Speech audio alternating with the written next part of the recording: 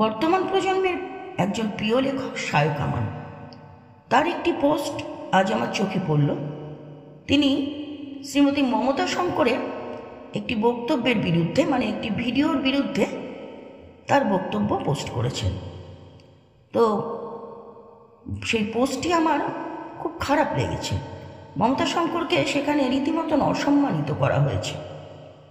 তো সেই কারণেই আমি শায়ক আমানকে কিছু বলতে চাই, কারণ তিনি একজন লেখক। সমাজে তার কিছু দায়িত্ব আছে, কিছু মেসেজ, সুস্থ মেসেজ তার থেকে সমাজ কিন্তু এক্সপেক্ট করে। আমি চাই শায়ক আমানের কাছে অবশ্যই আমার কথাগুলো পৌঁছা, তার সাথে আপনাদের কাছেও আমি শেয়ার করে নিতে চাই আমার এই কথাগুলো। ঠিক সেই কারণেই আমার এই ভিডিওটা করা। শুরু করছি। প্রিয় লেখক, আজ নিউজ ফিডে আপনার একটা পোস্ট নজরে আসতেই বেশ আগ্রহের সাথে পড়তে গেলাম, কিন্তু বড়সড় একটা ধাক্কা খেলাম। সত্যিই খুব মর্মাহত হলাম, বিশ্বাস করুন। জানি আপনি বর্তমান প্রজন্মের মানুষ, চলতি হাওয়ায় গা ভাসানোটা আপনার পক্ষে খুবই স্বাভাবিক, কিন্তু তার সাথে এটাও তো ঠিক যে আপনি একজন লেখকও বটে। আর লেখকেরা বোধহয় বেশিরভাগ ক্ষেত্রেই আর পাঁচটা সাধারণ মানুষ বা অন্যান্য পেশায় নিযুক্ত মানুষদের চেয়ে অনেক বেশি সেন্সিটিভ, অর্থাৎ ইন্দ্রিয় সচেতন হন। তর্কের খাতিরে নাকচ করতেও পারেন, তবে একজন সৎ মানুষ হিসাবে এ ব্যাপারে আপনি নিশ্চয়ই আমার সাথে সহমত হবেন। বয়সের তুলনায় আপনার জনপ্রিয়তাও বেশ প্রশংসনীয় এবং নজর কাড়ার মতো, কিন্তু সামাজিক মাধ্যমে ও পাঠক মহলে কেবলমাত্র জনপ্রিয়তা অর্জন বা সেটা বজায় রাখার জন্য সস্তার কোনো জনমত যদি সংখ্যাগরিষ্ঠতা পায়, তবে সেটা সঠিক নাকি বেঠিক, ন্যায্য না অন্যায্য, সেই হিসাবটা না করেই বাজার চলতি ওই জনমতের সাথে সহমত হয়ে গলা মেলানোটা বোধহয় আপনার মতো একজন গুণী লেখকের পক্ষে শোভনীয় নয় আর উচিতও নয়।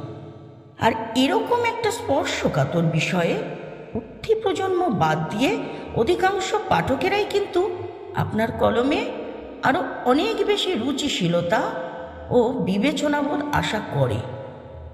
তবে কি আপনি গ্রহণযোগ্যতা শুধু নতুন প্রজন্মের কাছেই প্রত্যাশা করেন? আপনার মা, বাবা, দাদা, দিদি প্রভৃতি শ্রেণীর পাঠকরাও তো রয়েছে। তাদের প্রত্যাশা পূরণ বা তাদের গ্রহণ ক্ষমতা নিয়ে ভাবনা চিন্তা করার কোনো অবকাশ কিংবা দায় আপনার কলমের নেই। নইলে শ্রীমতী মমতা শঙ্করের মতো একজন প্রবীণ অথচ চিরনবীন অভিনেত্রী ও বিশ্বখ্যাত নৃত্যশিল্পী সম্পর্কে এমন কুরুচিকর মন্তব্য কিভাবে আপনি করলেন লেখক? পণ্ডিত উদয় শঙ্কর, অমলা শঙ্কর, রবি শঙ্কর, আনন্দ শঙ্কর প্রভৃতি উজ্জ্বল নক্ষত্রদের রক্ত এবং ঐতিহ্য তার মধ্যে বহমান। পণ্ডিত উদয় শঙ্করের দুর্লভ শাস্ত্রীয় নৃত্যের সুযোগ্য উত্তরসূরি একমাত্র তিনিই বর্তমান এখন। শুধু তাই নয়, তিনি একজন আন্তর্জাতিক খ্যাতিসম্পন্না অভিনেত্রীও বটে। তার অভিনয় নৈপুণ্যে মুগ্ধ হয়ে বিশ্ববরেণ্য চিত্র পরিচালক সত্যজিৎ রায় স্বয়ং নিজের একাধিক মুভিতে তাকে বিভিন্ন গুরুত্বপূর্ণ ও মূল চরিত্রের জন্য নির্বাচন করেছেন। এটা নিশ্চয়ই আপনার অজানা নয় যে সত্যজিতের ছবিতে নির্বাচিত হওয়াটা অত সহজসাধ্য নয়। মমতা শঙ্কর শুধু ভিনটেজ সেলিব্রিটি কিন্তু নন, যেটা আপনি আপনার পোস্টে বলেছেন ভিনটেজ। তিনি একজন জীবন্ত কিংবদন্তিও বটে, লিভিং লেজেন্ড। তার সম্পর্কে না জানা আর মূর্খের স্বর্গে বাস করার মধ্যে তফাৎ কিছুই নেই লেখক। তাই তার সম্পর্কে আপনার ওই কটু মন্তব্যের বিরুদ্ধে আমি তীব্র প্রতিবাদ করছি এবং নিন্দা করছি। তাকে তালিবান বলে অপবাদ দেওয়ার মধ্যে আপনার কোনো গৌরব নেই আর অধিকার নেই। যারা আপনার সাথে সহমত হয়েছেন তাদের বুদ্ধি বিবেচনার সুস্থতা নিয়ে আমি যথেষ্ট সন্দেহ প্রকাশ করছি। সোশ্যাল মিডিয়ায় সক্রিয় থাকা মানেই যে সে সুস্থ মানসিকতার অধিকারী হবে তার কোনো গ্যারান্টি আছে কি? কথায় বলে আরশোলারও স্বাদ হয় পাখি সেজে আকাশে উড়ে বেড়াতে। আর দ্বার কাকেরও স্বাদ হয় ময়ূর সেজে ঘুরতে। কিন্তু আমার কথা হলো, এরা যাই হোক না কেন, ট্রেন্ডে বা স্রোতে গা ভাসিয়ে নিজের মান এবং পরিমাপ নামিয়ে না ফেললেই কি চলছিল না লেখক? ভালো না লাগলে বিষয়টা এড়িয়ে গিয়ে বিনা মন্তব্যে নিষ্ক্রিয় থাকতেই পারতেন। সেটাই বরং বুদ্ধিমানের কাজ হতো। শ্রীমতী মমতা শঙ্কর আজ অবধি কোনো বিতর্কিত অথবা বিবেচনাহীন মন্তব্য কখনো করেননি। তার মতো করে চিরদিন ইন্ডাস্ট্রিতে সুনাম বজায় রাখা অনেক অভিনেত্রীর কাছেই অনুসরণযোগ্য। তিনি এক প্রকার অজাতশত্রু। এই ভিডিওতে তার মতো একজন সম্মানী আর সুবিবেচকের বলা কথাগুলো যথেষ্ট যুক্তিগ্রাহ্য, গ্রহণযোগ্য, উপযুক্ত এবং চরম সত্যও বটে। ভালো করে শুনে দেখবেন তো আর একবার। তার রুচি, শালীনতা, বুদ্ধি, বিবেচনা প্রশ্নাতীত। অতি মার্জিত ভাষায় তার বলা কথাগুলো নিয়ে যে আদৌ কেউ কুমন্তব্য বা বিরোধিতা করতে পারে, এটা সত্যি আশ্চর্যজনক। তার বক্তব্যের সীমারেখা ও সংযমী আচরণ অতি অবশ্যই তার বংশমর্যাদা আর মার্জিত রুচির পরিচায়ক। অপরদিকে স্রোতে গা ভাসিয়ে যারা তার বিরোধিতা করলেন, তারাও যে যার বংশধারার পরিচয় দিয়ে বংশের মান বজায় রেখেছেন বটে। এর বেশি আর কী বা বলতে পারি বলুন? আপনার মতামত নারী স্বাধীনতার পক্ষে। ভালো, বেশ ভালো। কিন্তু একজন লেখক হয়ে সো কল্ড ফেমিনিজমে গা ভাসিয়ে আর একজন গুণী ব্যক্তিত্বকে অসম্মান করা আপনার উচিত হয়েছে কি না ভেবে দেখবেন একবার। অবশ্য লেখাটা যদি ফেসবুকে দাক্ষিণে আপনার কাছে গিয়ে পৌঁছায় তবেই দেখতে পাবেন জানি। তবুও আপনার গুণগ্রাহীদের মারফত তো জানতে পারবেন নিশ্চয়ই। কারণ এই অন্যায়ের প্রতিবাদ না করে থাকতে পারলাম না ভাই। তথাকথিত নারী স্বাধীনতা বা অধিকারের সাথে আপনারা কিন্তু স্বেচ্ছাচারিতাকে একদম মিলিয়ে মিশিয়ে গুলিয়ে ফেলেছেন। নারী মুক্তি বা নারী স্বাধীনতাতে আমিও ভীষণভাবে বিশ্বাসী। এবছর কলকাতা বইমেলায় আমার লেখা 2টো বই এই নারী বিষয়ক। কিন্তু চটজলদি প্রচার বা জনপ্রিয়তার লোভে আমি কিন্তু কখনোই নারী বা পুরুষের স্বেচ্ছাচারিতা আর অসভ্যতাকে মদত দিতে পারবো না, জানেন। কারণ আমার ধমনীতে পূর্ববঙ্গীয় এবং ভারতীয় সংস্কৃতির ঐতিহ্য ও রক্ত বহমান। তাই কেউ চাইলেও আমি চলতি স্রোতে গা ভাসিয়ে দুই বাংলার সভ্যতা ও সংস্কৃতিকে বিসর্জন দিয়ে অশালীনতার পক্ষকে সমর্থন করে অসভ্যতম করতে পারবো না ভাই।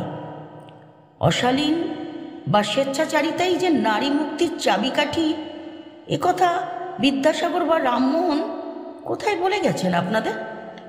শাড়ি হলো সবচেয়ে মার্জিত সুন্দর একটা ভারতীয় পোশাক, রুচিশীল বটে। প্রতিটি মেয়ে মনোরমা হয়ে ওঠেন শুধু একটা শাড়ি পরলে।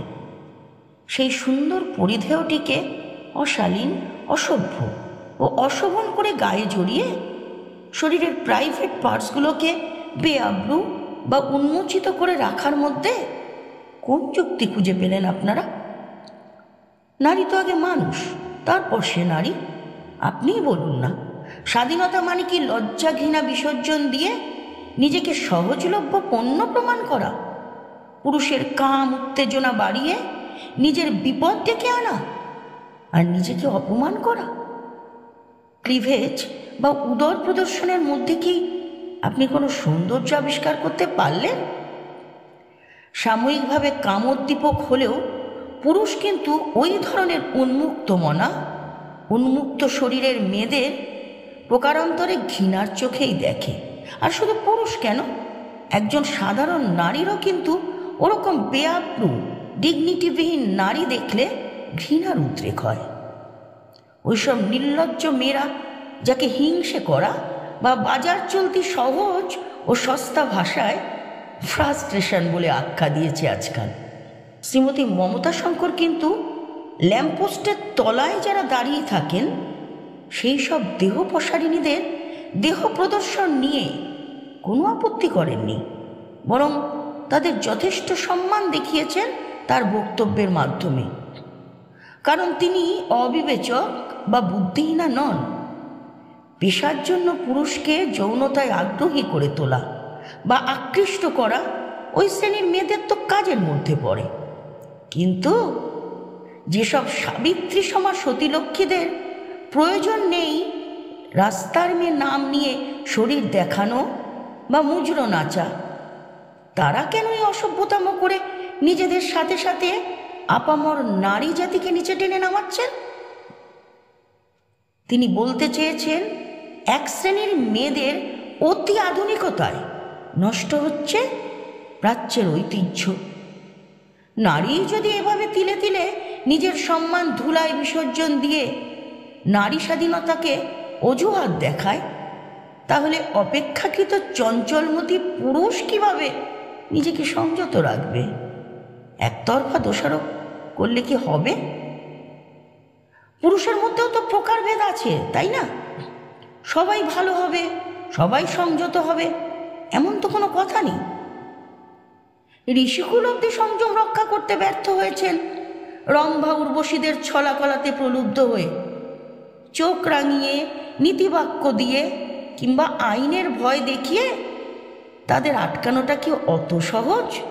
প্রকৃতি নারীকে অপেক্ষাকৃত অধিক সংযম, বিবেচনাবোধ আর লজ্জাবোধ দিয়ে সৃষ্টি করেছেন।